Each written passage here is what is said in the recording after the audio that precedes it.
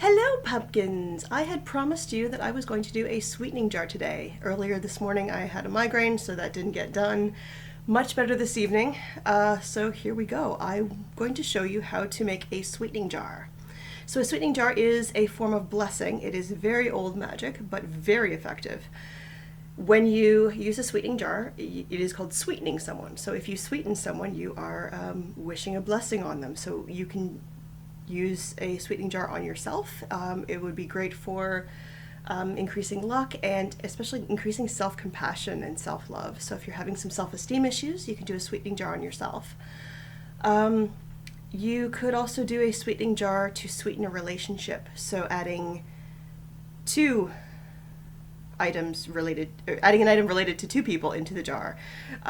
So if you wanted a certain job, you could put something related to your new boss or your potential boss and yourself in the jar, and that would hopefully sweeten the boss to liking you a little bit more. If there's someone who you are sweet on and have a bit of a crush on, you can put your crush's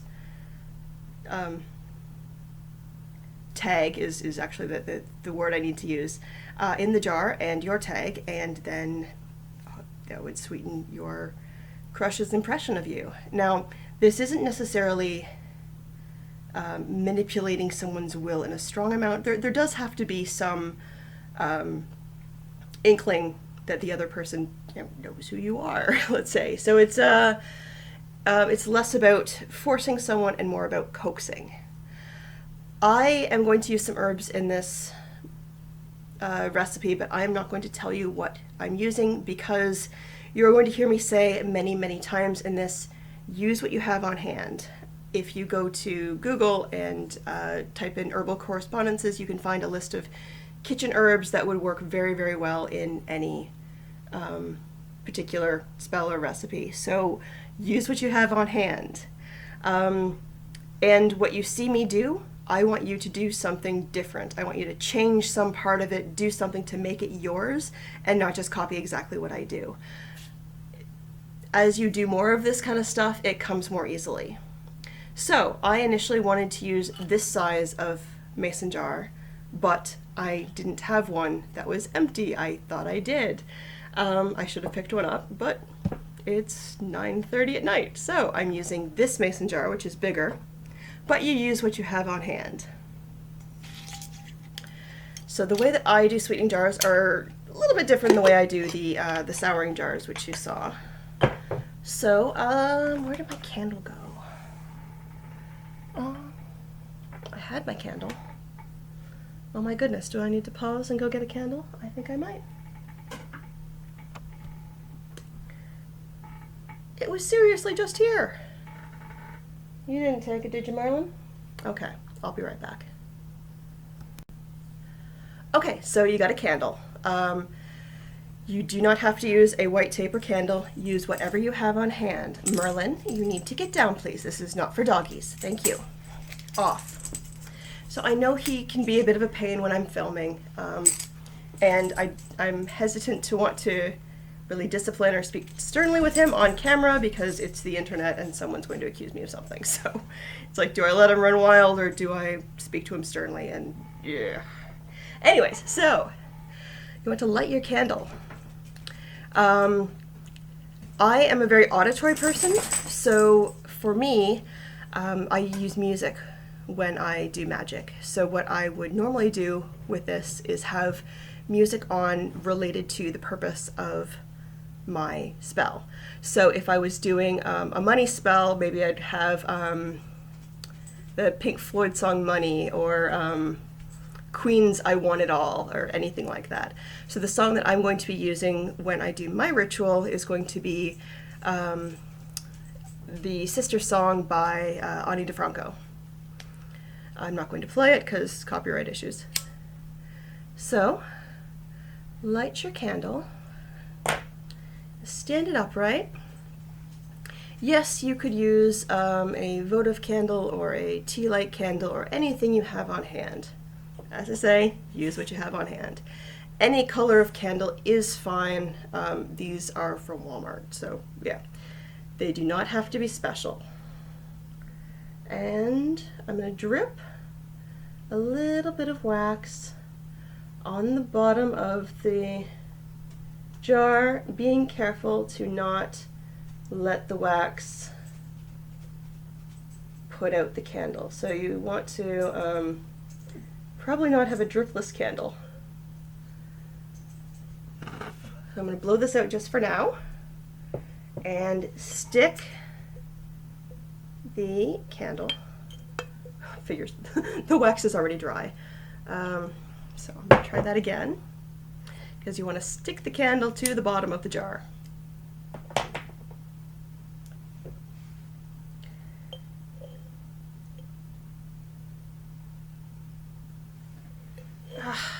Okay. Trying to show you in the candle, but also not burn myself, because that would be bad. Okay.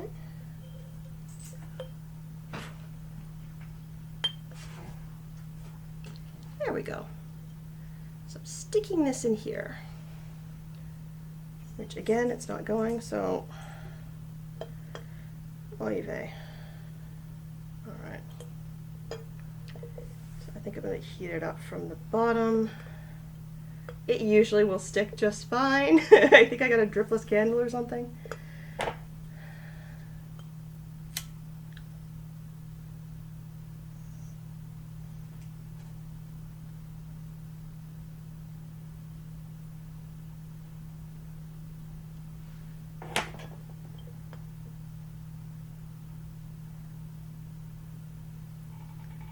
Okay, there we go.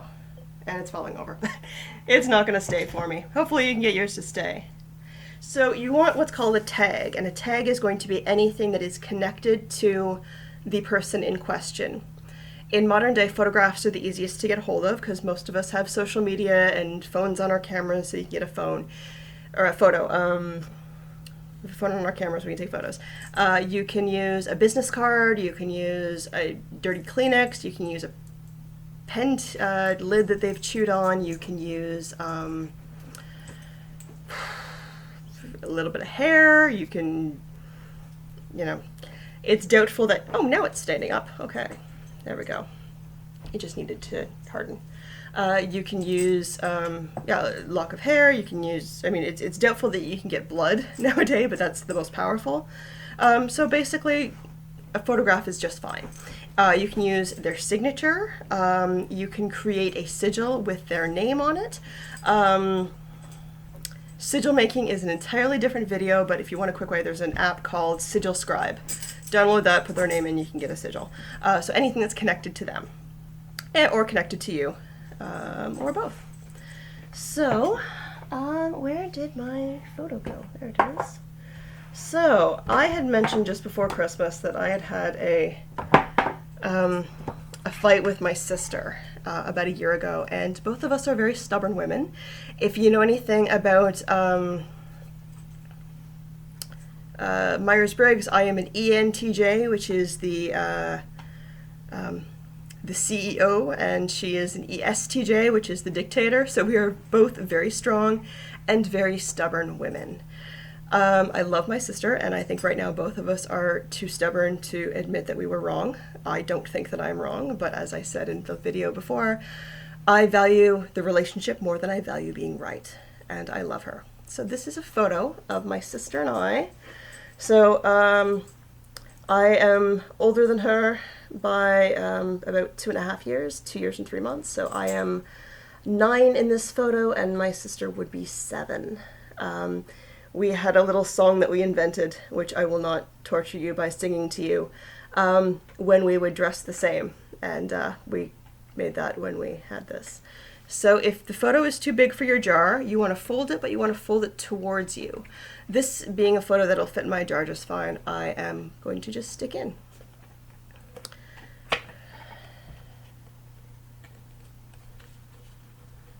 Okay, so, and my candle is not standing up again. Oh well. Being that the jar is so tall, it's not going to make a difference. Okay. So I've got the photo in here. Actually, I'm going to turn the photo around so I can see our beautiful faces and hear this song while I do my ritual.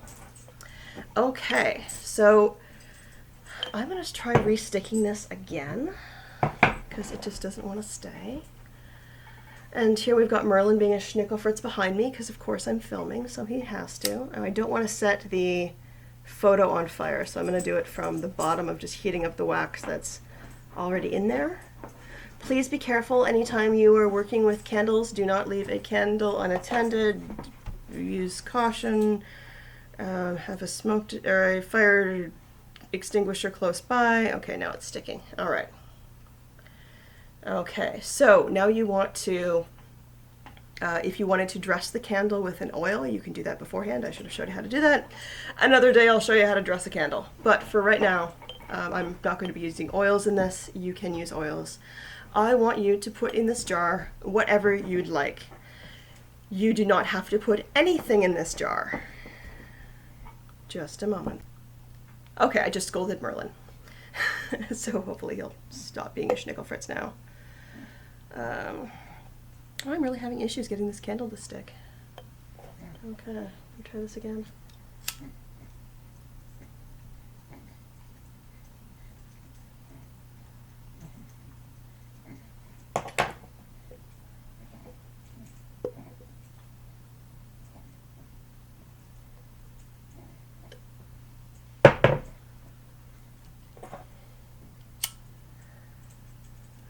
See, I don't want to set the photo on fire, but we need more wax in the bottom of here.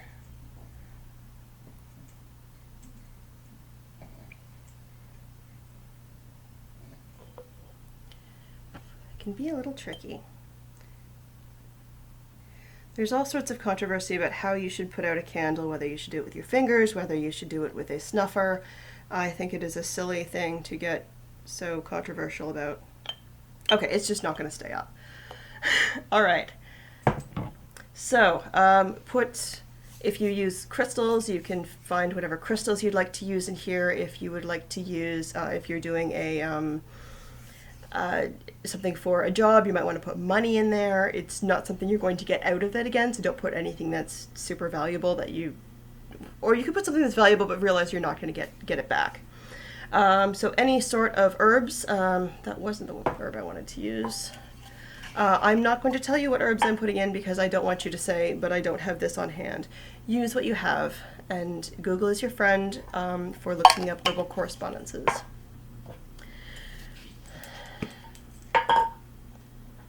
Although this is lavender, it smells lovely. You do not have to use lavender.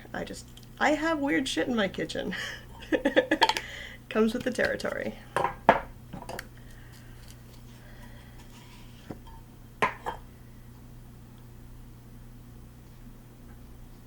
My mugwort looks a little off. You do not have to use mugwort. I don't expect you to have mugwort in your kitchen.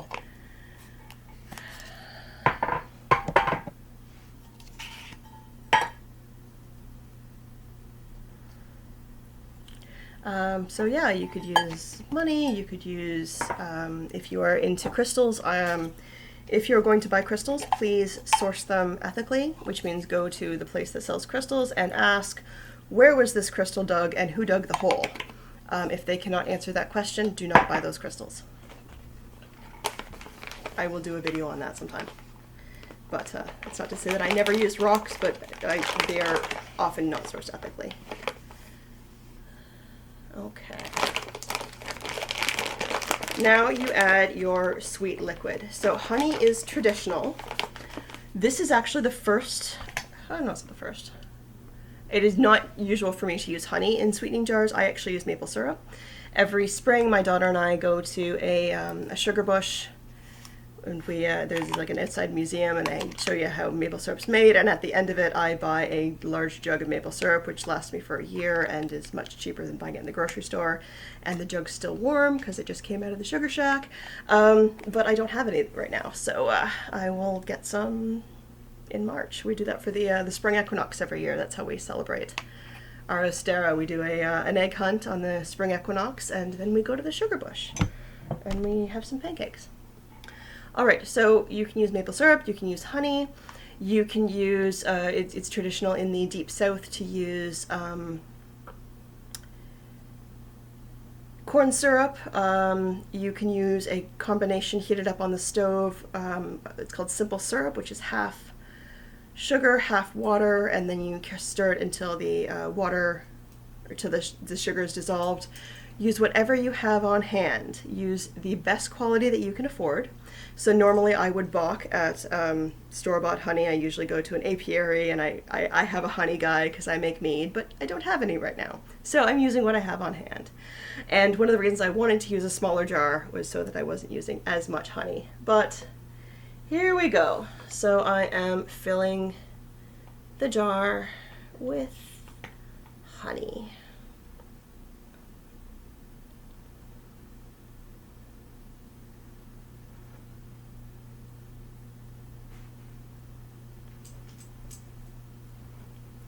Yeah, it's taken a while. It's a big jar.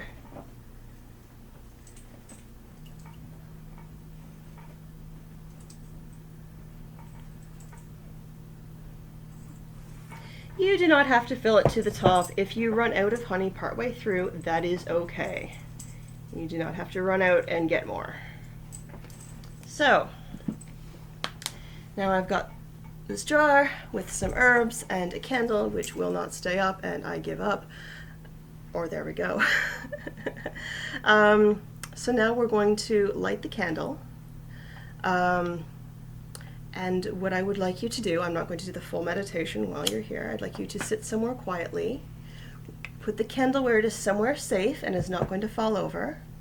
And I want you to focus on the outcome of your candle. So if you're doing a blessing on yourself, focus on caring for yourself and your love for yourself and growing that. If it is about a job, focusing on doing really well at the job, if your boss really liking you. If it's about a relationship that you'd like healed, focus on that relationship and how that's going to be. Play whatever music you'd like. And every day for about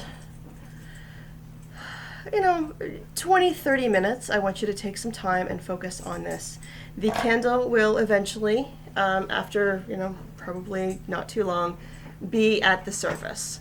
Sometimes if you have a candle that's quite waxy and not dripless, you'll have a layer on top of the honey. Totally fine. So yeah, as soon as the candle is at the layer, the top of the honey, put the lid on it.